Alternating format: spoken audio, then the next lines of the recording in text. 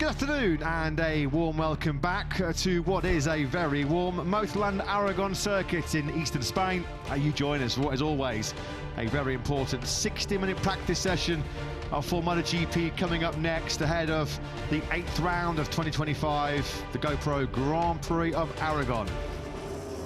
Look at this from Mark.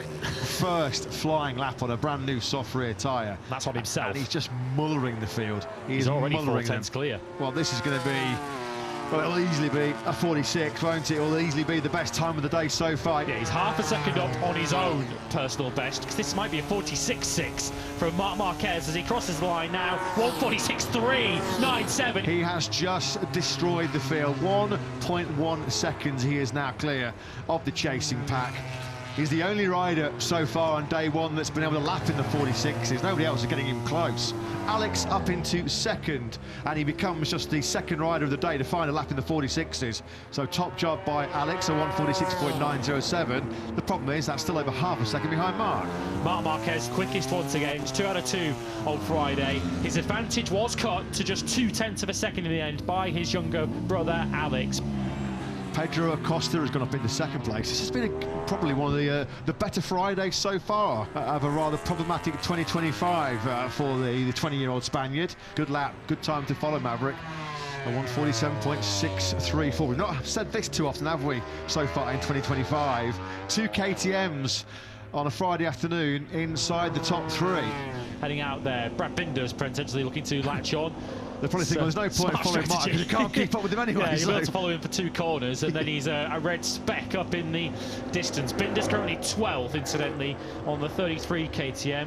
Brad Binder, who we are yet to see so far this season, qualify in the top 10. Binder taking full advantage of the reference behind Mark. Binder bumped out, although he is currently improving himself. Another top job by Tom Good. Look at this.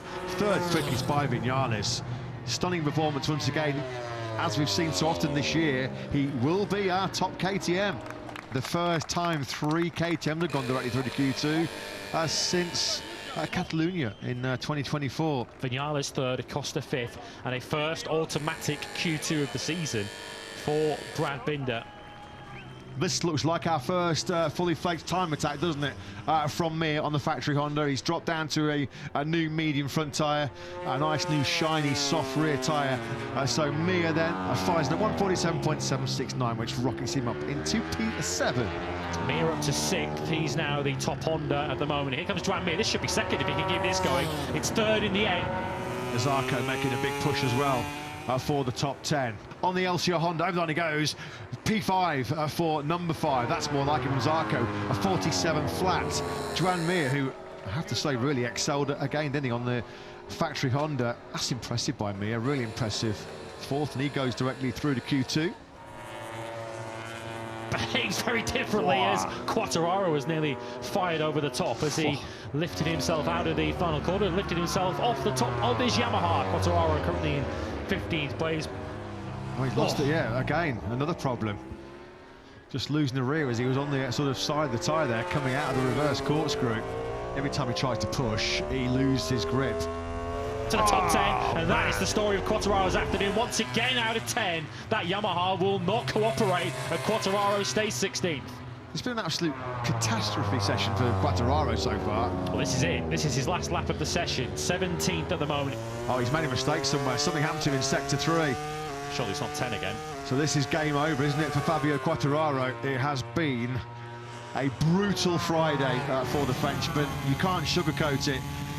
He's had an absolute shocker. 18th at the moment is Quartararo, doing high 47s, and every single time he's tried to push, well, that Yamaha has tried to throw him down the road.